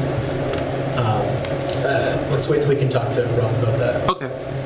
Because you could always put in that word explore possibilities or consider, and it doesn't mean it's possible, but it doesn't hurt to explore your options. Yeah. Even though the answer ends up being no. I think we'd like to keep that in. Or team discussion, As yeah. long as it's a public way, you cannot restrict truck traffic. A private way, you can. That's what happens when you put in these big warehouses. You don't think things through. I'll disagree with that. Areas are growing down this way, whether warehouses are here or not. The truck traffic, there's nobody in these warehouses. I travel Central Turnpike and Route 16 all the time. The traffic has doubled in this area. Everything's moving in this area down south, so it's mute whether you put it in or you're not. The traffic is still going to be there because truckers find a way to shortcut 146 to 395, and they're going to use these roads because they are public highways. They're roads. Our warehouse is empty. Just want to go on record, not one of these trucks is going to our warehouse that is built. It's mute They're going with what to you built. Oxford, Amazon, Medline, all over. Trucking companies in Webster. Like Mike's saying, they use it as a cut through. Yeah. And you can't blame a trucker because now they're on digital log. They can only drive so many hours out of the day. They gotta make money. 6 miles a gallon. They're not going to go all the way to Millbrae on Mass Pike for 20. Yep. Right. And you have more housing. State's making it harder for the truck driver. The paradox is that Route 16 is really primarily a residential road. You have more residents than you have businesses on that road. In this town. In this town. Right. You go to any other area, and it's the opposite. And it's tough because I live on Main Street, and those trucks make a lot of noise, and they go really fast, and I don't think they can stop as quick as you think they can. They cannot. There was an accident just, sorry to digress, at Franklin and Main. Just the other day. Somebody cut in front of the truck, the whole back end of the truck was up in the air. It couldn't stop. It couldn't stop it. We're just going to see an increase of that, I'm afraid. And it's bad for the roads too, right? Oh, yeah. What's that? The truck traffic. Wear and tear. We have Oh, yeah. the roads Like more Margaret. than the car traffic. Like Margaret said in the beginning, the roads weren't made to handle this kind of, Route 16 was, and Central Turnpike, that's why they gave them Route 16 a number for traffic to use it. Your side roads, maybe not, but your other roads, your numbered roads are. And because it's locally accepted, the town is, like, if the DOT had jurisdiction over Route 16, they could be paying for the maintenance of it. But because it's locally accepted, the town's having to cover all those costs of the increase in traffic. is there a way to get it to be recognized by the state? And get the state to take it over? The state's actually trying to get towns to take over more roads that have to maintain so much. Like 122, Route 56. When I was in Wareham, Cranberry Highway, the state came in and said, hey, we'll redo your whole road and we'll put in, turning lanes and things like that. And the town's like, great. And they're like, yeah, but you have to take it over after. So, so they're actually looking to reduce the amount of roads that they maintain. So I don't think They're not going to take it back. No, they're not going to take it. It was worth a shot. We pass different rules about it then, if we're taking it over, like to what extent can we take it over and put restrictions on it? That's a good question, but again, Public way, you can restrict the truck, Can't restrict it. period. Just drop that idea. Yeah. Never. It's, like I said, it's not 1930, this is the 21st century, and the roads are going to be used. I mean, I think You if can we, make it a private way, the main street, charge a toll. yeah, that's what I was gonna say. If they're, I read in here they're doing it to avoid tolls in Rhode Island or whatever. I was like, well, maybe we should just charge a smaller toll. You can't do it on a public way. You can do it on a private way. Or state highway, you have way stations, right? I mean, if we're gonna think master plan, like long-term, I think ultimately the downtown's gonna be like cleared out a little bit. There'll be parking in a more reasonable place. There'll be enough width in the lanes and sidewalks to freely pass through back and forth. There just won't be a lot of stationary traffic in between the buildings. It's gonna be on the outsides of the buildings. Ross, can we connect Mechanic Street with Quick Street, say parallel B Street? It's possible. Plenty of land. Yeah, on the backside of all those buildings. That's So they kind of what I was got saying. behind all their restaurants, there's connecting streets behind the Like buildings. a frontage road, so that all the parking is connected in the back. Yeah. Right. It would reduce the in-out exit at Grill on Main. So you have an option to exit on Cook or exit on Mechanic. I kind of picture that lane behind all those Yeah. businesses on that side, and parking on one side of Main Street, Quintals, towards the other side. And parking on that Harry's. street. Yeah, and parking on that, You can even make it a one-way. yeah. the place with the nutrition and the bike shop. Then you end up having the Colinaro's property. Because Grill on Main,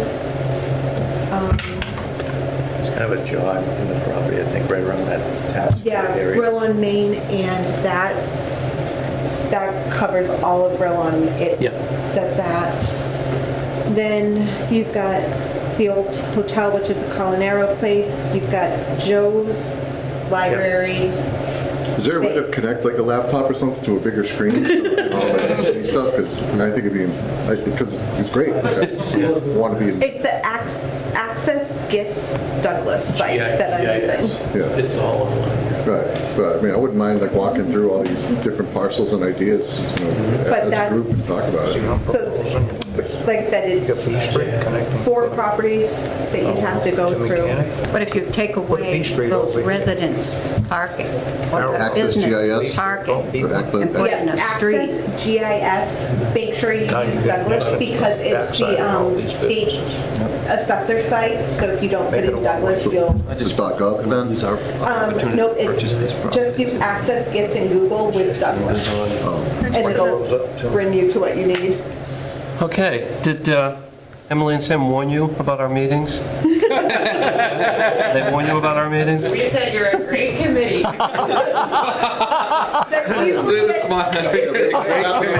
What a great Very diplomatic. Get ready. We're not even halfway done. We're almost halfway there, right?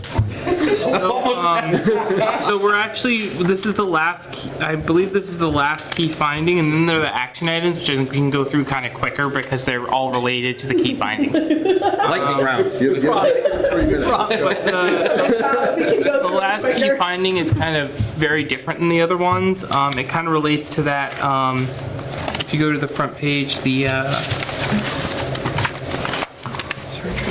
Where we going?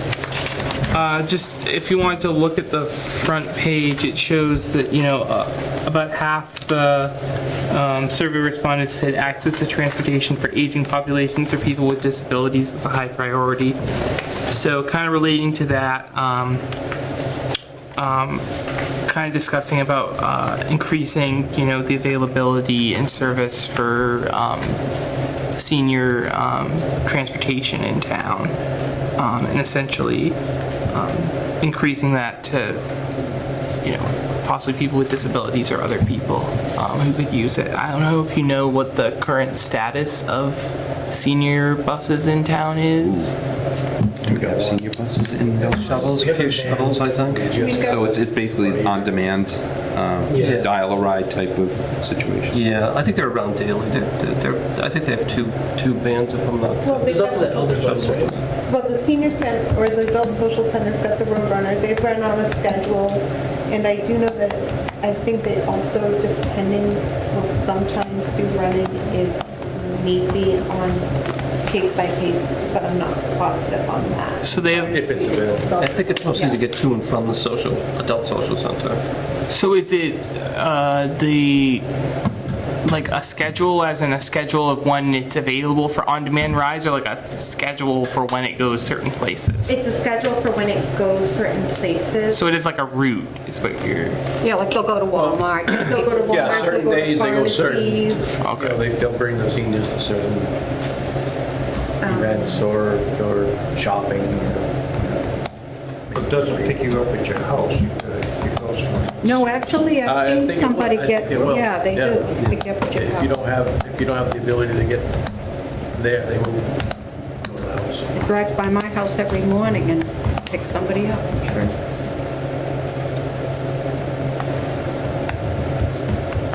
Perhaps I think that's something to look into, perhaps the Elder Bus like sponsors the Roadrunner service. So they've also got an elder bus service schedule, Okay. which is under contract with the Worcester Regional Transit Authority. So that is separate. Then they've got an out-of-town medical, the Douglas service in town, and out-of-town grocery shopping is what the senior center offers for transportation. So WRTA does pick up in Douglas. They don't have a casino bus? And it provides transportation services to senior and They're around. disabled clients for 21 communities within Central Mass. Okay, so next to the And tunnel.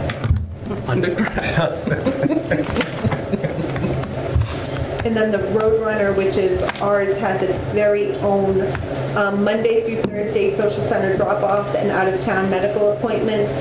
Friday, 9 o'clock social center patron pickup, grocery shopping pickup. And they do Hannaford, Walmart, Price Chopper, and Rider's Choice. Rider's Choice, take me to the casino. And as long as you call them 48 hours in advance, you can schedule if there's an opening. Once those self-driving Teslas are available nationwide, I'll buy one. Have you seen the personal Exactly. You could- drones? Like you could get on your own drone and fly. I mean, that would be That's next. Yeah. But I think there are Man, services. transportation's not gonna be a That's not- problem. Who's the signal on the problems?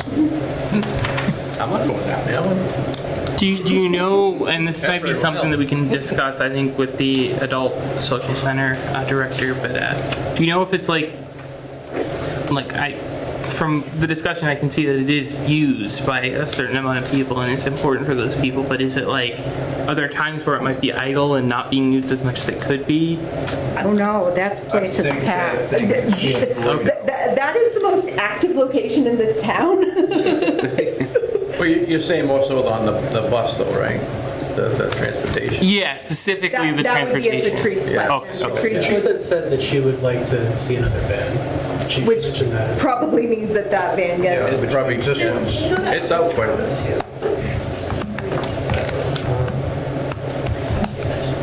What was the Goes to question? Webster Do they and go to like other towns? Well, The bus? Hannaford, Walmart, Price Chopper, those are in other towns, so they will go to other towns. They won't pick up other people, bring them to them. I don't think they do that. And do you know how many people fit in the van? Are they like? I forget. 12, 16. No, it's bigger. No. Normally it's out here, but with all the construction, it's at the Yeah. fire station right now. I think it's 22. Wow. It's that big. Yeah, I think there's 10 on either side. I could be wrong. It's a good size. Yeah. Yeah. So it seems like definitely a service that's being used and is useful. And the demand's likely going to increase with demographic trends. Yeah. Well, I think the average age of the Douglas residents has increased quite a bit since the last census, like 9 years. And so, like, the thing is, like, if other towns are seeing similar demand increases, then you could have some kind of regional on-demand transit, like they have in Quabog Valley. Yeah. And that's also like anyone can use it, not just people who meet the criteria with a disability or a senior. So that's something that the town could explore. So we kind of have that. I also included here the vehicle miles traveled data for the town. What am I saying? The traffic counting, which is not vehicle miles traveled. It's the amount of vehicles at certain locations in town. For your reference, this is data that Rob, our colleague that we mentioned before, who's the expert on the trucks. Speaking of aging population, these fonts are way too small. You think? Yeah, we will. This is just copied and pasted. This is copied and pasted from the It's website. like trying to read a medicine bottle. Yeah. So, It seems like some of the highest volumes here are 1986, 9,000 Main Street to east of Cook Street. And down in the bottom section, Douglas Route 146, the Sutton Town line, 15,000 cars a day. Yeah, 40 years ago. Well, that's the thing. I mean, these counts are always only good for like 3 years usually. That and crash data is only Done 4 good for 3 censuses years. since that's been done. So you must have more up-to-date data than that. Well, unless the town requests it, that's what I started doing in Rutland, was requesting traffic counts. So if you want me to do that, I can start looking at these and start reaching out to. yeah, Rob would be the person to get the more recent They were great in ones. Rutland, yeah. Because wouldn't you really like to see a comparison Yes. from Yeah. one year to the next, and which roads are really seeing a big increase in traffic? And that's going, like I say, that's going to take a while because usually these are good for a 3-year period. So you have them done now, then you keep doing them every few years. But now with all these Amazons that come in here, didn't they do traffic studies? I was just going to say, when the Cube was built, there was a traffic study done, so there might be something on file for when they did the warehouse. Yeah, they did a lot of intersections. Yeah, especially because we were looking at it all, and the effects of the North Street Bridge, Gilboa, that whole area. Those studies should be on a file somewhere for doing it, maybe even on the other side. Yeah. Heading out. I think they did both sides of the warehouse. Yeah, they spread those studies Yeah. way out. So that might be a source of a more current number for that general area. So question to the planning board. Now, if you have a subdivision coming in, can you request that they do We traffic? can, depends on normally how many houses. It depends on how many houses? Yeah. What triggers it? I think it's just, I don't think we have it in writing. Well, But you could ask, But having right? gone through the files and organizing them, there are traffic studies in there. Yes, there is. Quite a few of the We projects. have requested them. Yeah, so I mean, But if somebody's putting up, say, 3 houses, it kind of, and we've had some of those where it's a small cul-de-sac with only 3 homes. no, but the bigger ones. The Yes. bigger ones, it's just a way to get some of this Yeah. additional information. And like John said, there are some on file. So not like that 40B that may be going in on Southwest Main. See, we're out of that. But we're not, Well, so we could ask for The other that. aspect of this is those projects are done, the traffic counts are done during the time of year that they're before the planning board. There are certain types of, during the week and during the day that are more ideal. You don't want to do traffic counts during the summer because school's not in session. You want to stay away from a weekend, especially a holiday weekend, because it's not going to be typical traffic. So when I reach out to CMRPC, they usually take all those things into consideration to try and do the counts at the most accurate times. Now, See, oh no, go ahead. based on that comment you just made, I'd actually be curious to know what the counts at the Rhode Island state lines are in the summer. Right. All the campgrounds, the water slides and all that increase the traffic tremendously. Well, because I just noticed the Wallem Lake 2024, 460 in July. Back in 2011, the South Street one, the Rhode Island line was already 559. I would love to know what that number is now, same time of year, because Right. you know that traffic amount is crazy. I'm sure it's Well, higher. that's 559 over a Right. 24-hour period. So that's very light traffic, Yeah, 559. but they've changed the Wallen Lake entrance, Yeah. protocol. They don't allow people After. so people know that they have to get there by a certain period of Yeah. time in order to make it in. So So they're it's not as bad as it was, but I'm still curious. right. I'm if sure it's still- 100 times more than whatever is indicated, but I think they have managed it somehow by alleviating the ability to come and wait in line, Yeah. But I just think some of those would be interesting, because I mean, we're talking about traffic and that kind of stuff, and that's something we haven't even discussed, like Wallem Lake during the summer.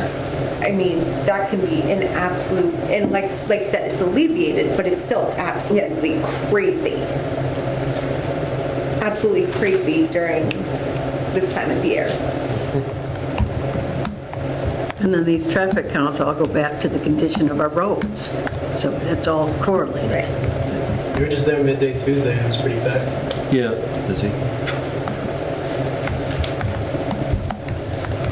So just briefly, kind of these are all connected to the action item, and I think we've touched on all of them, but these are tied to the key findings. These are the action items. So the first one is seeking grant funding or allocating, and probably what it would be, it would be grant funding with some sort of small local match for a roadway safety plan, and then looking to implement the priority actions from the plan.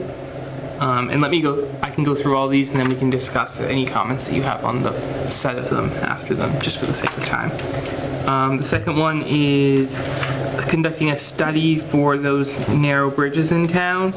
We can kind of rework with this with the historic concerns that I didn't know about before now. The third one is, so this one actually we didn't really specifically touch on, so I'm going to skip it and we can talk about it separately. The 1.4 is integrate road maintenance into the broader infrastructure projects. The next one is completing a planning process to study improvements for improving parking options in the downtown. And kind of making sure that that doesn't degrade the downtown's character or lead to flooding concerns. And then the next one is the truck traffic one. The feasibility of that seems not likely, but I think it's a concern the town has raised, so it might be worthwhile, even if it isn't that feasible, to include it in the plan. And then the last one's that expanding that adult social center van service, which it seems like there's a lot of demand for. So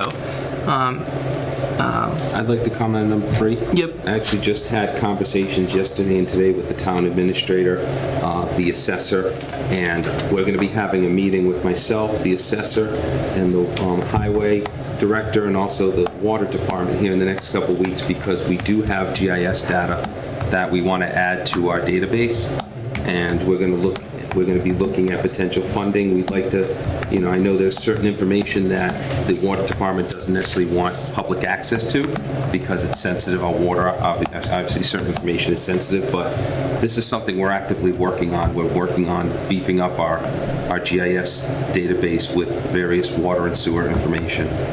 And we'd also like to incorporate, pavement management into that as well at some point. So it's something that we're actually working on this currently.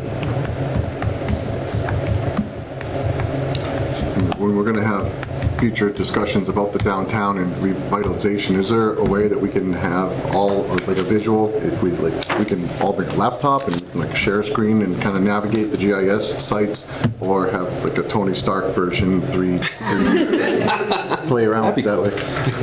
I don't know if this is going to be adequate for that purpose, but something so we can all kind of I've done it for conceptualize and see I've stuff. done it for historical commission up on there. Emily should be able, if she's connected, should be able to easily pull it up. We pulled it up on there, but do you think that you'd like something like a poster or Well, I mean, we can all gather on TV, gather on TV, move or videos? all be on our own laptops or whatever. Any of it will work. That TV right into your laptop. Like I said, I pulled it up from on there before with my laptop, and we've been able to view it pretty okay because you can zoom in.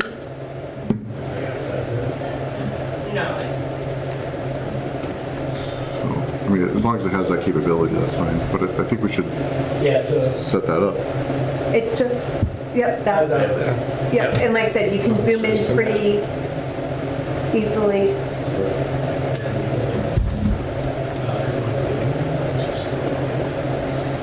It's a little thin. You gotta, it zooms in. It's trigger happy, so you gotta find that happy medium when you're doing it. So this is a challenge GIS score. That looks like North Street. So they have like data on the industry parts. There's Bollingcorn. Yeah. So what would be the funding that you'd all be looking for improving this, I guess? We're going to look at whatever sources are available. I mean, I know in the past, Homeland Security, things like that. So we're just starting the process now. Homeland Security funding for the mapping? No, for the water system, because we want it. We want to protect it and have it not be available to the public necessarily. So there's certain, obviously, when you're talking about where the water lines are, yes, that will be available to the public. But if, like, for instance, the water director has geolocated every single valve, we don't want the public knowing where every single valve. Yeah, of course. Yeah, no, I work on hazard mitigation plans, and water departments have been very wanting us to be more vague about their water things, and we've been totally fine to do that for the purpose of hazard mitigation plans. CMRPC, so I'll probably be reaching out to you guys. Yeah, we have a Homeland Security department. Our GIS person, Matt Franz, would also be able to do GIS things very easily. That's a project that we could work things on. like catch basins, obviously, that's fine to be available. And then the other part of this strategy is more specific to the highway department, except could turn into a town facilities and services strategy just in general. Yeah, as opposed to putting this in the configuration chapter. Yeah. The highway department staff, older staff, teaching younger staff, having some sort of formalized process, or not older and younger, more experienced staff teaching newer staff. Good catch. Which I'll have to talk to obviously Adam about that. Yeah, and I have, and so he's okay.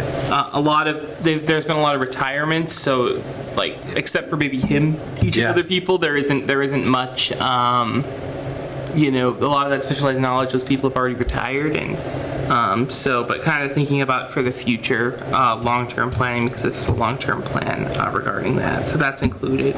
And then one other thing is there's another strategy kind of getting to the development concerns relating to the roadways that we've at CMRPC are thinking of moving to the land use chapter, but very much applies to this, would be like, focusing, if there is going to be new development in town, which there is because there's going to be a need for it, focusing that away from places that it would create more roadways, more things that could need to be maintained, like having new development at places that already have water, sewer, already have roadways that get to them. The challenge is big subdivisions.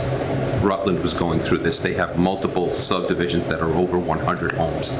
You can't stop those. Correct. If someone presents a subdivision where the lots meet zoning and the roadways are designed to town standards, the planning board legally cannot deny those. That is the problem, is these huge subdivisions with their roadways.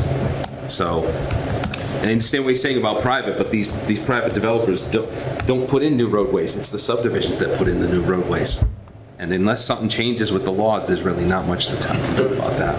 The thing that kind of helps us is the accessibility to get there. The roads are so narrow and so underdeveloped that the actual access to get to that area sometimes is a hindrance. Right now, that's the only thing. Yeah, so that's the big problem that smaller towns are having, are these large subdivisions, especially towns with agricultural land where younger generations, either these people cash out because they see that as their opportunity to sell the land to a developer and that's their nest egg, or they leave it to their children and their children don't want to continue farming, so they sell it to a developer and they become big subdivisions. That's a big challenge. Well, so on the other note, though, like on Douglas Turnpike, it's like with Southeast Maine, I think. So all those new houses that are getting put up there, so they don't have to build a new road there, obviously, but there's a lot more traffic there now. Right. So the developers aren't responsible at all for. If it's an A&R, no. If it's an A&R, that's basically very limited scope. That's not even a public hearing. If it's an A&R lot on an existing frontage, then basically the planning board just signs off on that it's a lot. They can't really do anything to stop that. And property tax is supposed to be what brings in the money to maintain the roads and all this. But residential development is not a tax gain for a town, especially because it costs about $15,000 to educate one child in the school. You have a house with 2 children, that's $30,000, and you're collecting $5,000-$6,000 a year in property tax. That's a minus for a town. It's residential. Yeah.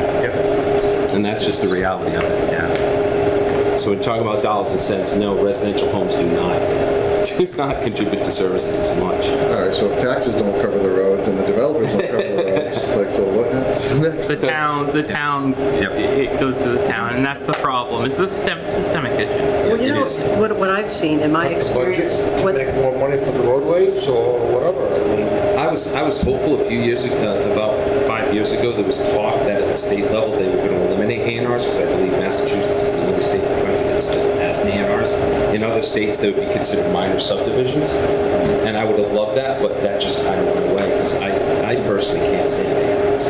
Because it's a subdivision approval not required, and the regulations are so loose that someone could create an A&R lot and count as frontage. Now, it doesn't even have to be a public way. It doesn't have to be a paved way. It could be an ancient path going through the forest, and the developer can count that as legal frontage.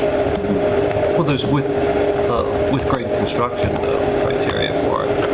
Well, I know there are towns, and I think Douglas is going through this, where A&Rs are getting approved where there's no access, and sometimes these have been publicly accepted roadways. We have lots of, like Orange Street is having multiple homes built off. Right now it's a public dirt road. So those are roads that aren't built to town standards that are public roads. That creates an issue, because now you have increased traffic on dirt roads. yeah, but a lot of Douglas roads were like that years ago, dirt roads. They're now paved, but they aren't holding up very well. Right, they are holding up. And the other issue sometimes when you approach residents to pave a dirt road, they don't want it paved because they want to keep the traffic counts. The vast majority of Douglas's roads, or what they call secondary or tertiary roads, they're 2 cars wide. They're country roads. Go up West Street, turns, bends. Yeah. If our truck's coming the other way, you kind of hold your breath. Those are the roads that are servicing these subdivisions.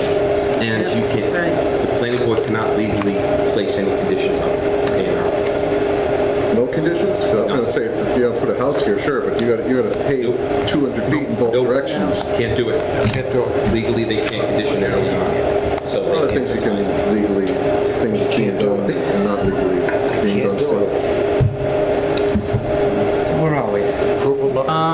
Well, I guess that's all that I had. Did any of you all have any other comments on any of the things presented, or if you want to provide, you all could probably describe where to send any further comments. You all want to take it from here? Thank you all for Thank you. doing this. Thanks, man. Appreciate it. Thank you, Jordan. Yes. You're the man, Jordan. Yeah, we'll reserve, 15 minutes for the next meeting to discuss anything. Whatever you have about the next topic is going to be past services and facilities, which I'm going to lead. What kind of? Strange idea. At least you know what you're getting into with us. Yes.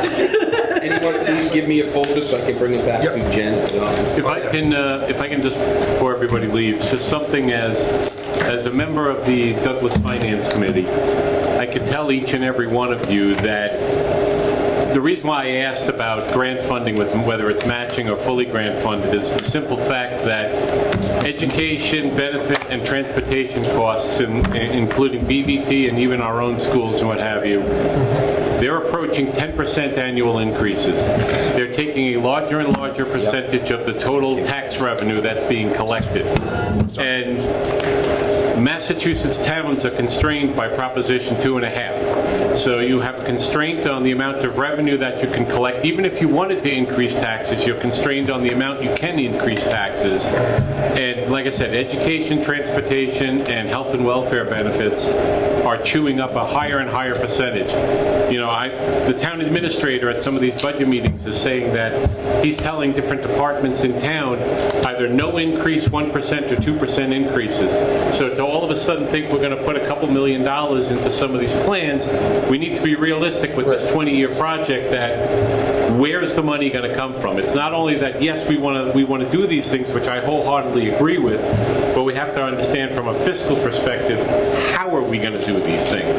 Because it's just, there's only so much property the town can sell, there's only so many things the town can do to increase revenue. Right. If I understand it correctly, years ago, the schools would get a percentage of their residential growth would up the Massachusetts now it's all growth. Right, Massachusetts last year the increase on education was 1.8%, nowhere near the almost 10% increase that towns are facing with their education budget. But let me ask you this, I don't want to throw it back there. Why is it 10%? Why is the increase when everybody else in the natural world and industry is not increasing 10%? Why are they being allowed to go 10%? Because you have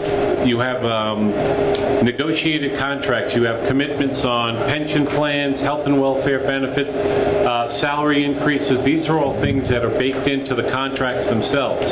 This is something I'm actually fighting on, is that there's been absolutely no plan. You have underfunded pension plans, and so you're having to pump extra money into town budgets just to cover underfunding for stuff that should have been funded 10 and 20 years ago. So wasn't there a big push towards fiscal transparency of Douglas, so we can dig into it a little bit more and see where we might be able to? I've only been on the finance committee since January, and I've been already for a lot of people asking questions. The whole purpose of this master plan is to put it in place so we can help with grant funding, help with funding sources. Yeah, because we're going to need it to go. I think we all want to raise to $1 a year. Yeah. No, I agree. I hope So, yeah, because like I said, it's very daunting, being on the finance committee and hearing and just seeing all the issues. All these empty school buses you see driving around town cost us over $1 million a year. Yeah. So I'm almost afraid to ask, is there anything else? Seeing none. To adjourn. Second, Ross, by Rebecca. Motion? Ross and Rebecca. Those in favor? Thanks, everybody. When's the